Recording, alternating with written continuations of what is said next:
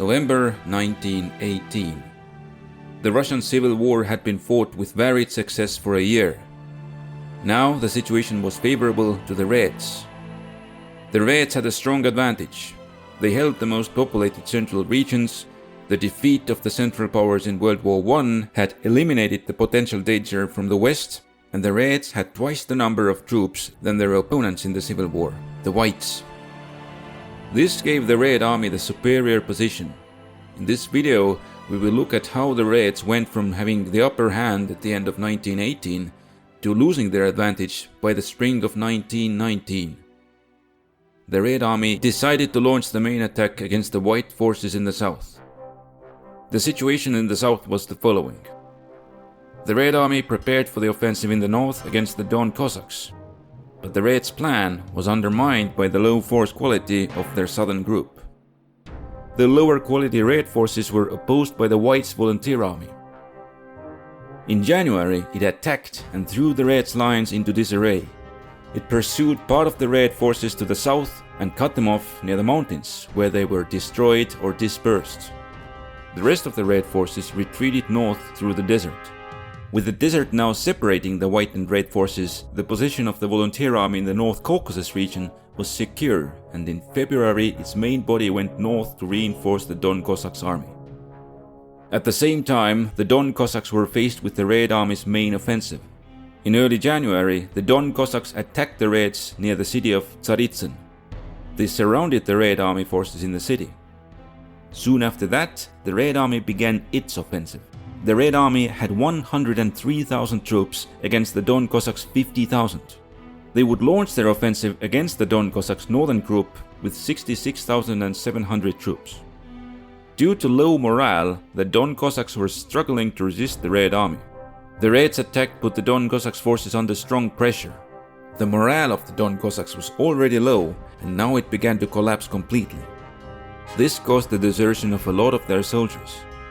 With most of the Don Cossacks' northern group being disbanded, the Red Army moved into the flank of the southern group, which in turn suffered from the collapse of morale and mass desertion. They had to abandon the offensive against Tsaritsyn, and after that their forces withdrew southwest. By mid-February, 15,000 Don Cossacks faced 115,000 Red troops. But the volunteer army arrived in this region and prevented the complete destruction of the Don Cossacks. Its deployment raised the number of the White forces to 45,000 troops, which allowed them to resist the Red Army. The Red Army was unable to achieve a quick victory in the south and had to continue its offensive against the White forces. This was the situation on the southern front in early March. We will now look at the fighting on the eastern front. Here the White forces and the Red Army fought each other from the deserts in the south to the wilderness in the north. In the middle of November, the situation on the eastern front was the following.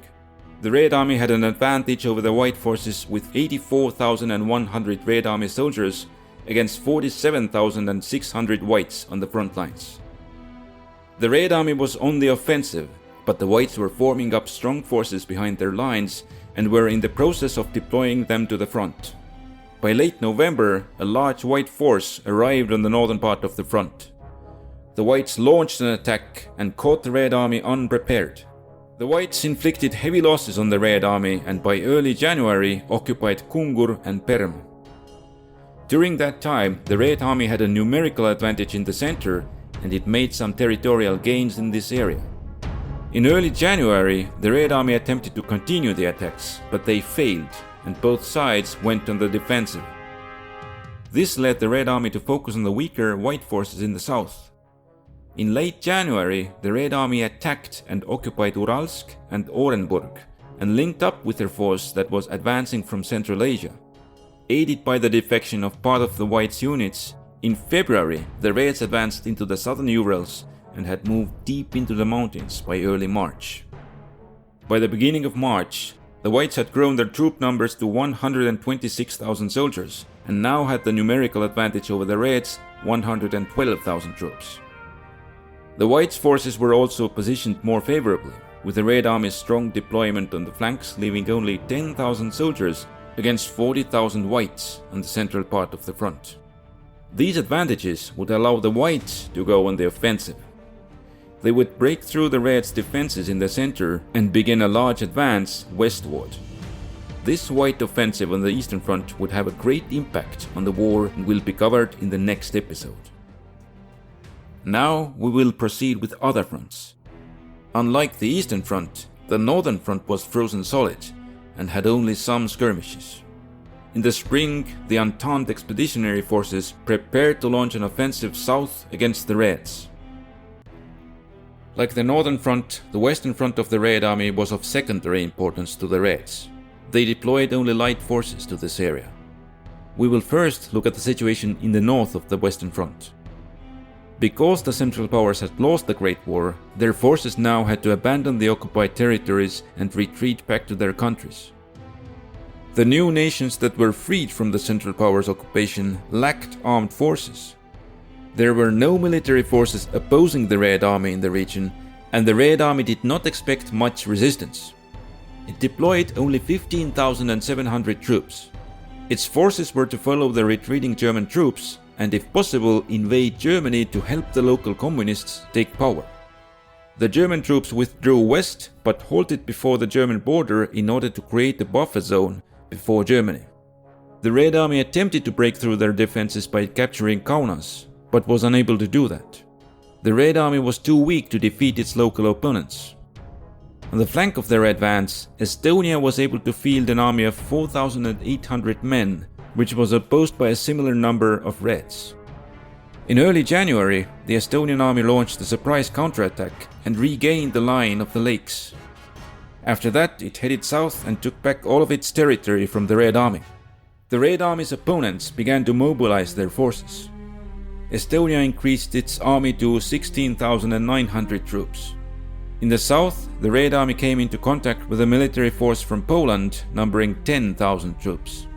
In addition, it had to face a German offensive.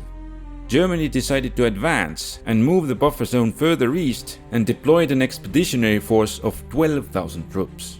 As a result, by late February, the forces opposing the Red Army in this region had grown to 44,000 troops. The Red Army deployed its reserves to match the troop numbers of its opponents. However, their opponents had some advantage in force quality, and by early March they began to advance against the Red Army and make small territorial gains. If in the north the nations could establish central governments, then in the southern part of the Western Front this did not happen.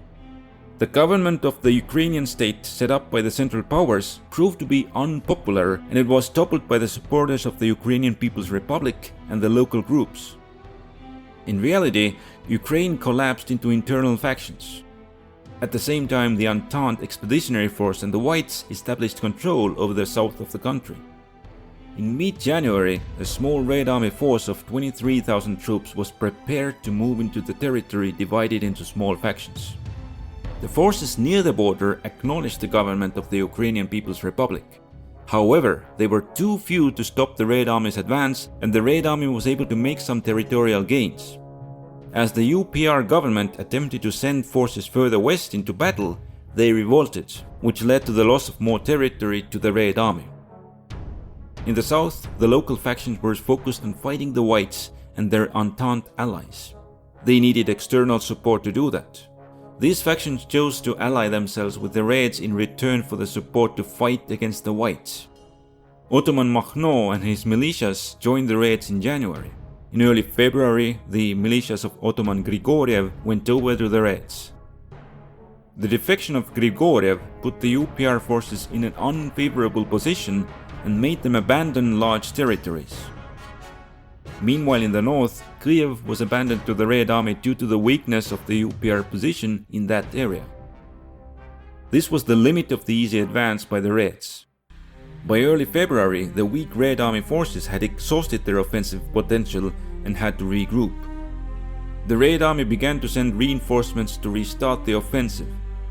By the beginning of March, the UPR had 32,000 troops against 47,000 Red Army soldiers. This was the situation in Ukraine in early March. In addition to the Reds, the UPR had to fight against the Polish forces in the west. Poland would play a major role in the later stages of the war in Eastern Europe. It would take some time for Poland to gain military strength. Poland had been partitioned by the three empires, and the Poles lived in the territory of the three partitions. From the Russian partition, the Central Powers had created a small Polish state, which after the defeat of the Central Powers became independent. As a result of the war, the Austro-Hungarian Empire broke apart, and the Austrian partition became free. Its population was split between Poles and Ukrainians, and a conflict erupted between these two groups for the division of the territories. Soon, war began between Poland and the new Western Ukrainian People's Republic.